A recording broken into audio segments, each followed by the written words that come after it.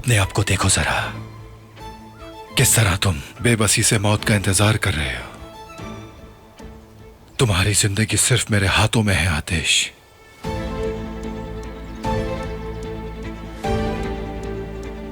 अपनी जिंदगी की भीख मांगो। वैसे गेम अच्छा खेला था, लेकिन आदमी गलत चुन लिया तुमने। अगर आप मरजान के सफर का कोई भी लम्हा मिस नहीं करना चाहते तो अभी सब्सक्राइब करें, बेल आइकन पर क्लिक करें और नए एपिसोड्स की नोटिफिकेशंस हासिल करें।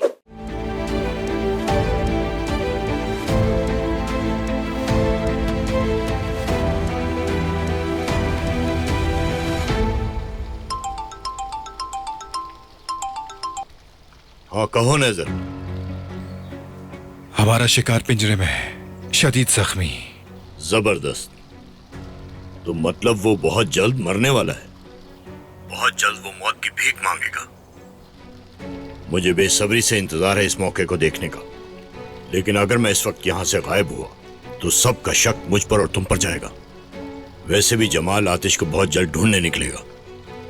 जो करना है करने दो, हमारा दुश्मन हमारे हाथों में ही है। वैसे भी मुसीबत के नसीब दोनों में से एक ही चीज मिलती है, और जमाल को सिर्फ मुसीबत ही मिलेगी। उसे मक्खी की तरह अपने जाल में फंसा लेंगे। एक तीर से दो शिकार कर रहे हो। बिल्कुल ऐसा ही होगा। चलो ठीक है, राब्ते में रहना मुझसे।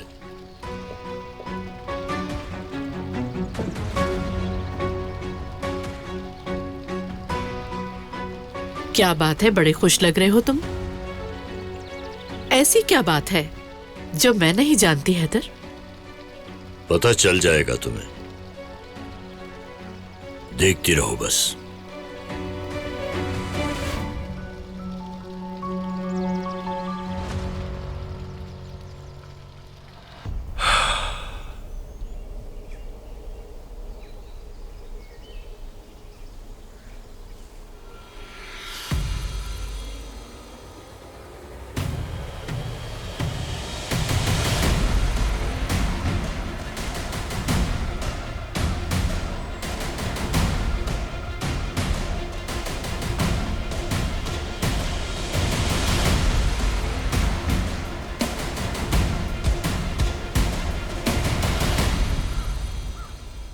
समझ नहीं आ रहा है अब तक क्यों नहीं आया। कब्रिस्तान में इतना टाइम तो नहीं लगता। वो पिछले कुछ दिनों से परेशान था। शायद वो अकेला रहना चाहता हो, इन सब चीजों से दूर रहने के लिए। वो पहले भी एक बार ऐसा कर चुका है, आप लोग तो जानते हैं। बस अब वो जल्द आ जाए वापस। उम्मीद तो यही है। इतनी देर तक उसका नाम मिलना मुझे भी परेशान कर रहा है। मुझे डर है कि कहीं कुछ हो ना गया हो उसे। अल्लाह ना करे। क्या हो गया तुम्हें? मैंने हर जगह हर किसी को कॉल की, किसी को कुछ नहीं पता उसके बारे में। और बहुत इंतजार के बाद पुलिस में भी खबर की। हो सकता है कि वो कुछ हमारी मदद कर सके इसमें। वैसे तो हम आतिश को बाहर ढूंढ रहे हैं जमाल, लेकिन हमारे दुश्मन हमारी नाक के नीचे हैं। क्या पता उस बदजात इंसान का इसमें हाथ हो बेटा, तो क्यों न जाके उसी का गिरबान पकड़ा जाए। अम्मी वहीं रुक जाइए। वो सारा दिन मेंशन में था, और अगर कोई जवाब मांगने जाएगा तो वो सिर्फ मैं हूंगा। मेरे अलावा वहां कोई नहीं जा सकता। मुझे उस लड़की पर भरोसा नहीं है जमाल। अगर वो मेरे बेटे के खिलाफ कोई साजिश कर रहे हुए, और वो लड़की भी इसी साजिश का हिस्सा है, हो सकता है वो परेशान होने का नाटक कर रही हो ताकि शक ना हो उस पर किसी को। आप गलत सोच रही हैं इस वक्त अम्मी। वो तो खुद आतिश के लिए परेशान थी, बल्कि मुझसे मिन्नतें कर रही थी कि मैं कॉल करूं उसको। यिल्दिरिम खानदान से है ना, सब एक जैसे। परेशान नहीं हो, मैं उसे ढूंढता हूं।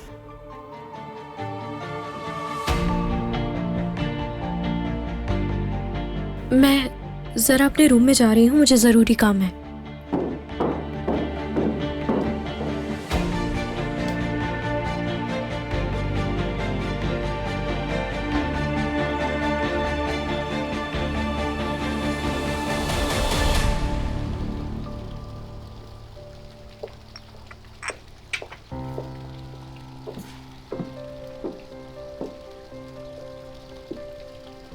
आतिश करहान के बारे में कोई खबर मिली?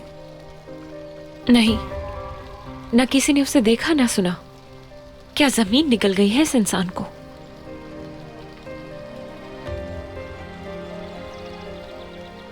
क्या तुम जानते हो आतिश कहाँ है? मुझे नहीं पता और मुझे परवाह भी नहीं है उसकी, और हम उसकी फिक्र करें भी क्यों? वो लगता क्या है इस घर का? जब भी आतिश के जमाल! बारे में बात करो जरा जबान संभाल कर बात किया करो मुझसे, वरना जान ले लूंगा तुम्हारी।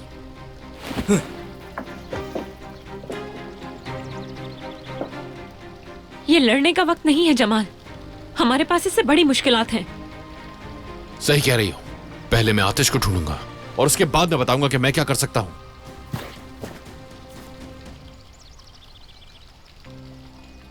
क्या आपको एहसास नहीं है कि इस वक्त वो सीरियस है बाबा? कितनी देर हो गई है, आतिश का कुछ अता पता नहीं है। नफरत होगी आपको उससे, लेकिन दूसरे इंसानों का तो एहसास कीजिए। किस बात की फिक्र करूं मैं? ये वही है कल जिसने मेरे सर पर बंदूक रखी थी। क्या हो गया तुम्हें? मैं कुछ नहीं भूली, मैं भी उससे जान छुड़ाना चाहती हूँ बाबा, लेकिन इसका मतलब ये नहीं है कि मैं ये चाहूँ उसके साथ कुछ बुरा हो जाए।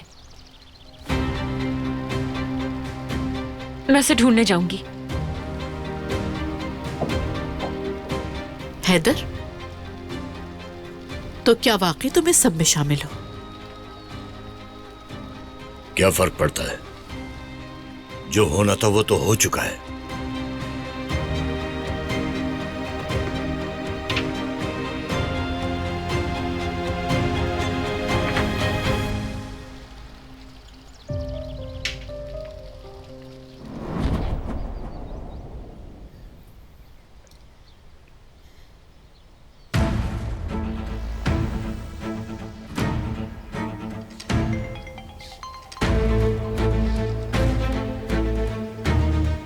हेलो। क्या तुमने आतिश के साथ कुछ किया है? क्या? तुम्हारी बात समझ नहीं आई।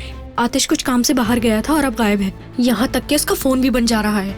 यकीनन तुमने ही कुछ किया है आतिश के साथ। नज़ीर, अगर आतिश को जरा भी कुछ हुआ तो तुम्हारी मौत मेरे हाथों होगी, सुन लो। इसी चक्कर में वो चुड़ैल मरजान भी मारी जाएगी। फिर तुम जब चाहे उससे मिल लेना, कोई होगा भी नहीं जो डिस्टर्ब करे तुम्हें। वैसे असली तुम्हारी हिम्मत की दाद देनी पड़ेगी मुझे, लेकिन इस बारे में मैं बिल्कुल नहीं जानता। अगर किसी ने आतिश के साथ कुछ किया है तो ये अच्छी बात है।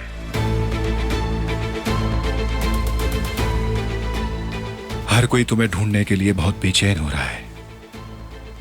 ढूंढ तो लेंगे, लेकिन एक लाश की सूरत में। मुझे अब जाना होगा। इस पर नजर रखना अपनी। ये जख्मी है तो लापरवाह मत हो जाना। जैसा आप कहें। जो तुमने कहा है वो सच होना चाहिए नज़ीर, लेकिन अगर ऐसा ना हुआ और मुझे पता लगा कि तुमने आतिश को नुकसान पहुंचाया है, तो याद रखना तुम्हारे टुकड़े टुकड़े कर दूंगी मैं। और जिस मरजान को बेपनाह चाहते हो तुम, उसको तुम्हारे सामने ऐसी दर्दनाक मौत दूंगी कि तुम तड़प जाओगे।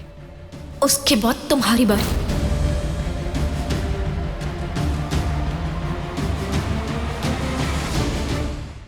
आतिश के सफर को जानने के लिए फौरन चैनल को सब्सक्राइब कीजिए और बेल पर क्लिक करें ताकि आपको फौरन से हमारी न्यू एपिसोड्स की नोटिफिकेशंस मिल सकें।